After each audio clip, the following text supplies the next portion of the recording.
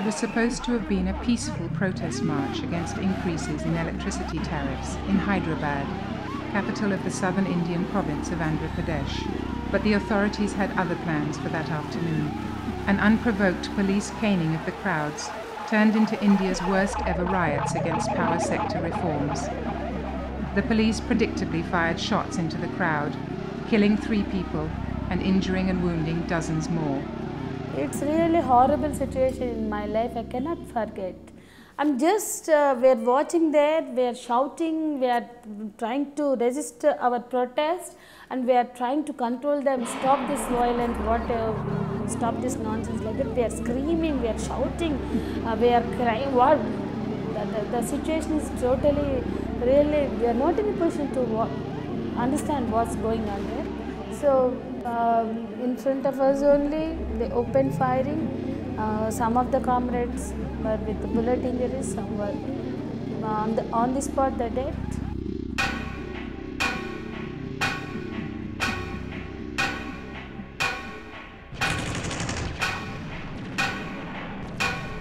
The protests were sparked by hikes in power prices of up to 54% for domestic consumers and 61% for farmers.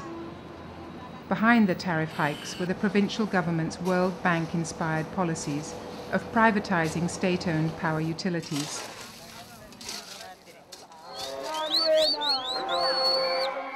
The events of August the 28th, 2000 were just one more episode in the global wave of public resistance against the privatization of power. From Asia to Africa to Latin America, people are out on the streets protesting against the conversion of electricity, a basic need, into a commodity for corporate profits. This is a local struggle, but it's a global setting. The struggle here has the rhetoric of disappointment in the ruling party, didn't deliver the goods, but more importantly, it's a statement that neoliberalism and that the marketization and commodification of the most important things in life, water, healthcare, education, and electricity, is not going to be accepted.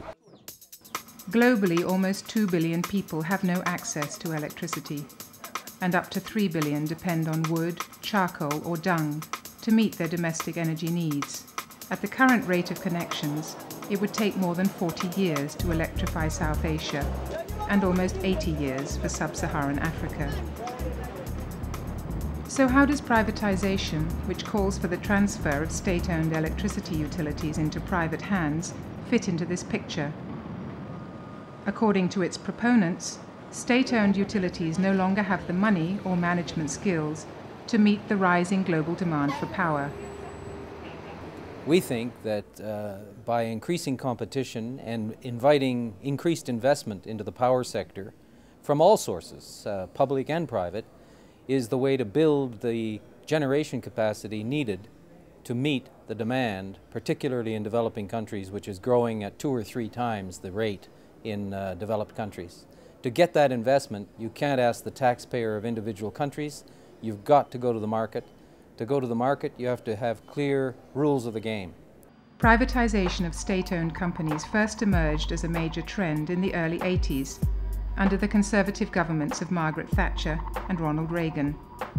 Since then, over the last 2 decades, the International Monetary Fund and the World Bank have forced developing country governments to roll back state intervention in the economy.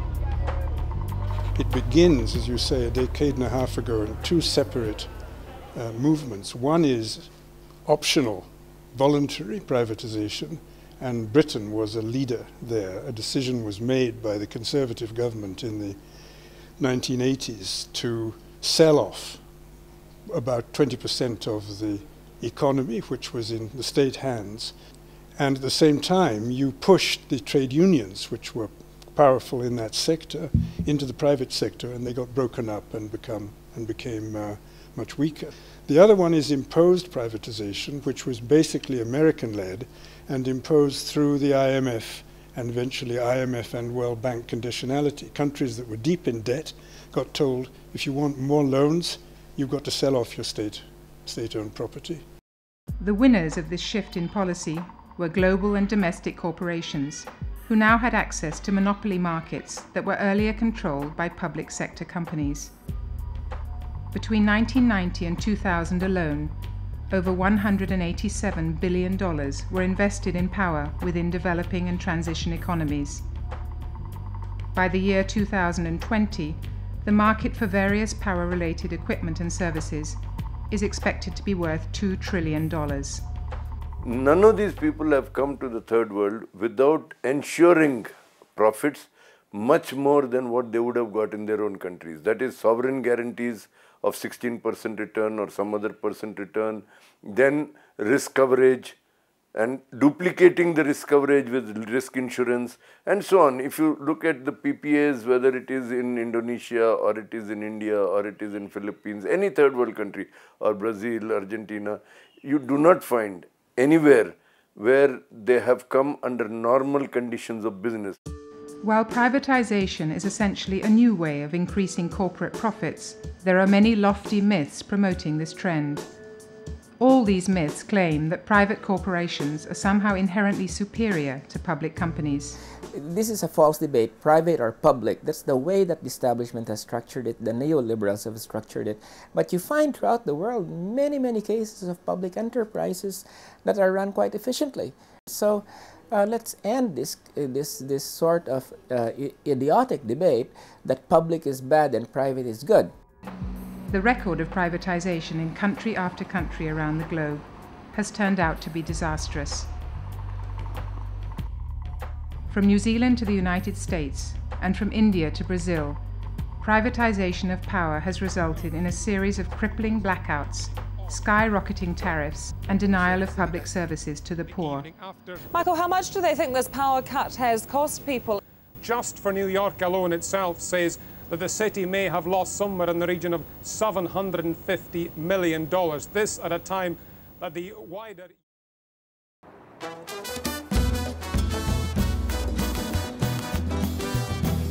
Located 2,200 meters above sea level, the Colombian capital, Bogota, is a sprawling city of over 6 million people. Since the early 90s, Colombia's public services, especially the electricity sector, have been the target of privatization. There is little indication that private companies are giving their customers better service than the public sector.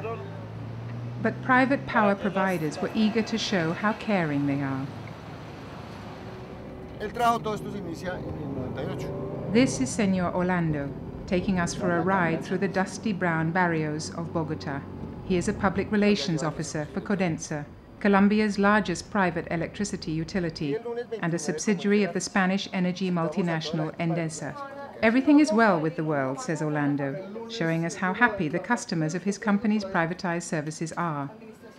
It is a neat setup, complete with smart customer service women, satisfied clients, a functioning complaint cell, the works.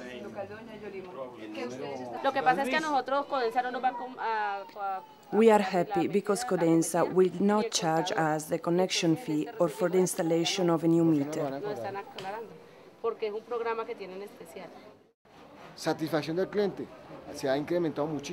Customer satisfaction has improved a lot. We don't wait for the people to come to us. We go to the community to listen to what they want. At the other end of Bogota, we get a taste of what Codensa's quality of service is really like. Consumer activist Roberto took us to one of the numerous Codensa customers who complain about the company's faulty bills, bureaucratic service, and non-transparent practices.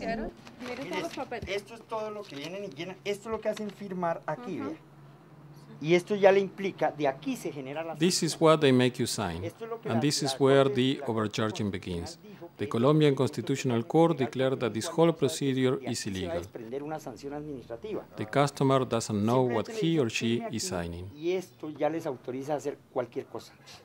This shopkeeper here has got a big monthly bill for electricity, and she does not understand why. Despite repeated petitions to Codensa's complaints office, the liability has not been sorted out, and now they face the threat of their power supplies being cut off. This is a provisional meter, not the real one we used to have. This doesn't show how much electricity has been used. This can be read only by the company outside. Colombia is a good example of how privatization of the power sector has only resulted in an increase in tariffs. Also, the policy has involved billions of dollars worth of public assets being sold for a song to mostly Spanish multinational corporations. It has in fact been dubbed as the second Spanish colonization of Colombia. The first thing that happened with the privatization process was that companies belonging to the Colombian state became the property of multinationals. Another worrying trend is that since privatization, electricity charges for the poorest have risen by more than 1,000%. Obviously, the private sector is only interested in its own development and not that of society.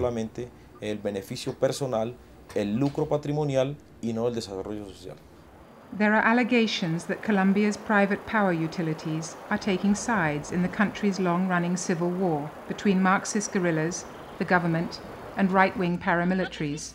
Trade union activists resisting privatization, or even complaining about bad working conditions, live under the constant fear of assassination.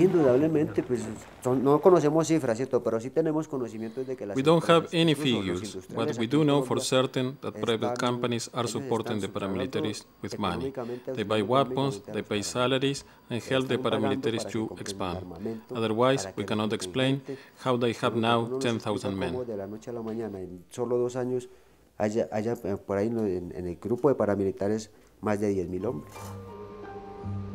Here outside the Colombian capital flows the Bogota River, used by one of Codensa's subsidiaries, Emhesa, for producing power. The water looks pristine from a distance. Set amidst verdant green valleys, it in fact looks like a river of pure milk. On closer inspection, it turns out the white color is that of toxic foam, rolling on the surface of deep black water. And this is the same water that people like Alejandro here are forced to work with day in, day out at the Emhesa power plant. Dozens of employees have been taken ill, complaining of respiratory and kidney problems due to the pollution. As you can see, the pollution is constant, with negative effects on the health of workers. For instance, loss of hair, deterioration of the lungs, and the whole destruction of the environment for the entire region. And when workers demand safer working conditions, the answer comes in the form of a death threat. This letter to Alejandro here is from right-wing paramilitaries telling him his days are numbered. The Colombian establishment does not tolerate even simple acts of self-preservation. I am really concerned about my children, because they are the future. I am their only family, and I'm afraid that they could take them away and kill them. Or if they kill me, my children will become orphans. I have been threatened by the paramilitaries of Colombia for demanding the rights of workers.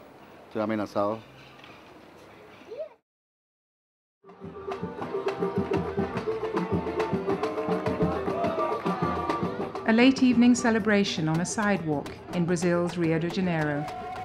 The fun-loving people that they are, Brazilians usually find a lot in life to cheer about, but the country's once self-sufficient power sector is not a cause for celebration anymore. Brazil is an example of how privatization has both raised the costs and affected the reliability of a country's entire electricity system. Candida da Silva, a housewife in Japeri, outside Rio, has had power to her house cut off when she could not afford to pay. She has found a novel use for her washing machine that does not function normally anymore, as a washing bucket.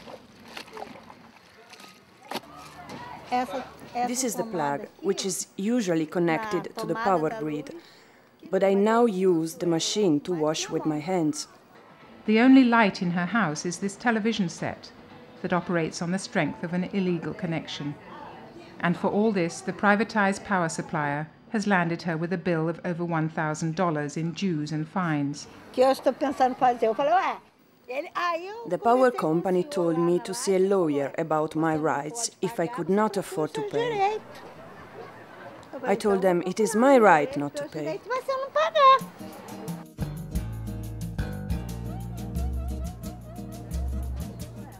Till a decade ago, power being too costly to pay for was unimaginable in Brazil, which had some of the lowest prices anywhere in the world. With the privatization of power distribution in 1993, prices have risen drastically, making life difficult for low-income families. The problem is that 56% of the households in Brazil today have only $540 per month as income. For this section, electricity charges mean 50% of the family budget. Since the mid-50s, Brazil's electric utilities have also been producing reliable electricity supplies, and an entire generation has grown up without knowing what the term blackout means. And yet, between May and August of 2001, the country suffered its worst ever energy crisis, with heavy economic losses and a 3-month period of constant blackouts and mandatory power rationing measures.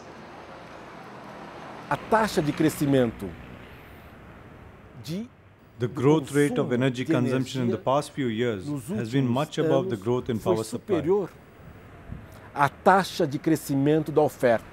The roots of Brazil's recent power crisis can be traced back to the so-called controlled disintegration or unbundling of its power sector in the early 90s. The generation, transmission and distribution of power, which were formerly integrated, were broken up and parceled out to different private companies. The process is already 7 years old. There has been a significant progress in establishing a regulatory framework wherever it was needed and in opening up new areas for competition wherever possible.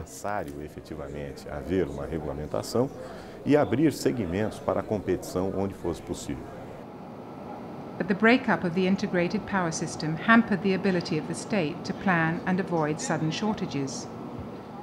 The secret of Brazil's ability to supply its citizens with cheap and reliable electricity in the past has also been its immense hydroelectric potential, which has been compared to Saudi Arabia's oil wealth.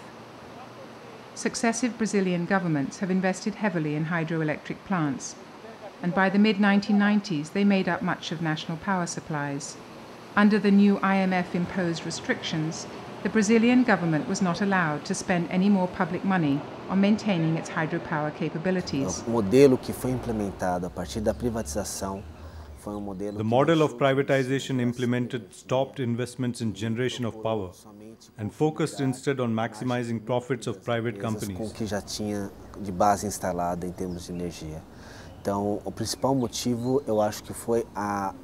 This strategy has been the main reason for the crisis in the power sector.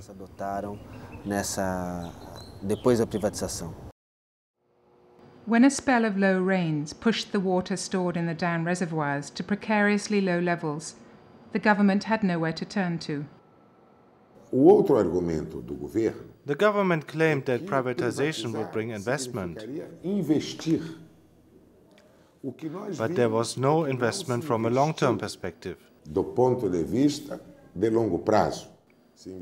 had to suffer blackouts and rationing of power while corporations made impressive profits.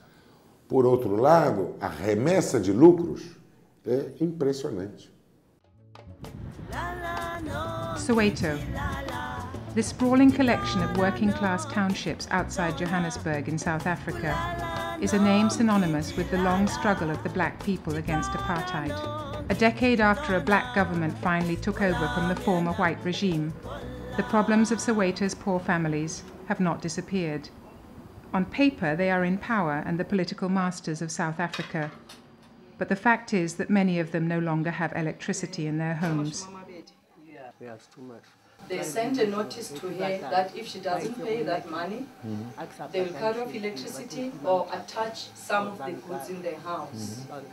She was not happy about it because she's unemployed and her children are also unemployed. These cut-offs are especially painful coming as they do from policies adopted by the ruling African National Congress, which led the fight against apartheid. In 1994, the ANC had also made an election promise of free power and water to low-income households. Now it is unable to resist pressure from global corporations to make the economy more market-friendly. You had a government elected by the people, the ANC government, on a program called RDP, Reconstruction and Development Program. Suddenly, after they come to power, they reverse the process. They come up with a new program called GARE, where the focus is on satisfying the demands of the corporations instead of satisfying the demands of the people. And part of that process is privatization. The ANC government's new policies are having a strong impact on the power sector. The Electricity Supply Commission, or ESCOM, is South Africa's biggest state-owned enterprise. It is currently preparing to sell off some of its operations to private companies, but given all the controversy around the term, it is shy of calling it privatization. On the issue of what impact the so-called privatization of ESCOM would have on further provision of electricity to the poor, the first impression to correct there is that, in fact, it's more of restructuring of ESCOM than privatization as such. The reforms that are currently proposed would be to take a segment of our generation capacity, 30%, and make that available to the private sector. In 1998, ESCOM introduced a harsh new policy of making consumers pay the full cost of their power bills, without any cross-subsidies from industrial consumers. The pressure came from international financiers, pushing ESCOM further towards privatization. The pressure that's transmitted from the World Bank, international finance, via ESCOM to cut the budget deficit of the South African state ends up in low-income people's electricity being cut. But there's a second crucial part of this pressure, the pressure to price everything according to marginal cost. And this is why the huge companies that are aluminium smelters and zinc and steel and iron and steel, all of these big mining houses and metals companies get electricity that's about 1/10 as expensive as what people in Soweto pay. Virtually all black South Africans were denied ESCOM services until the early 1980s due to apartheid racism. The electricity cut-offs in recent years have been fiercely resisted by community members, led by the Soweto Electricity Crisis Committee. So we decided to train in each township, would have comrades that are trained to reconnect electricity. And then with the old ladies, and also what would happen, when ESCOM guys come and cut electricity, somebody's electricity, we had whistles, where if you're an old lady like Mrs. Ndlovu, you can't run to call people to say, come and help me. You'd blow this whistle, and all the township folks would come out and confront the electricity and the ESCOM people. The problem of rising electricity prices has been compounded by corruption and inefficiency in ESCOM's billing system. Her total amount that she's owing from ESCOM, they want 41,796. There you are, $4,000. It's quite a lot of money for a pensioner like yourself who's earning 680 per month, 680 rand per month. Activists say they illegally reconnect such poor families because electricity is a basic right and not a privilege. You see, when the meter box has been taken out by ESCOM, the circuit breaker has been taken out, but they are lighting. It has been connected illegally. So when ESCOM opens here, he doesn't see it is connected, the way the guys do it. The movement resisting privatization of electricity has now expanded to oppose the selling off of other state-owned sectors to private companies. South Africa's activists, like their counterparts around the world, see that the battle is a much larger one and will require various forces fighting for the basic rights of the people to join hands. So we've joined hands to form a bigger forum or a bigger network called anti-privatization forum, which is fighting the privatization of basic services like water, housing, health services, education. There's a saying in our vernacular that a child who does not cry will die in the cradle.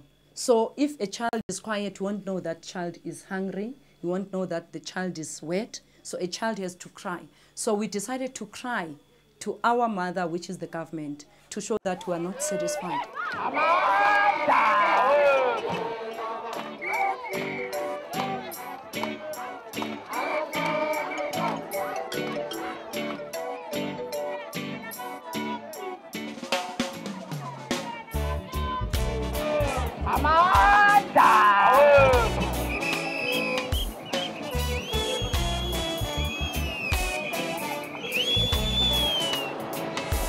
Madame Afrique, qu'est-ce que vous avez mépris? Asseyez-vous, je suis le docteur Banque mondiale. And we will continue that struggle. We will challenge the corporate global agenda. Vous inquiétez pas, on ne vous fera aucun mal. On a enfin trouvé le médicament pour soigner et guérir votre maladie. Un comprimé dépasse tous les jours pendant 5 ans. Je vous assure, l'effet est garanti.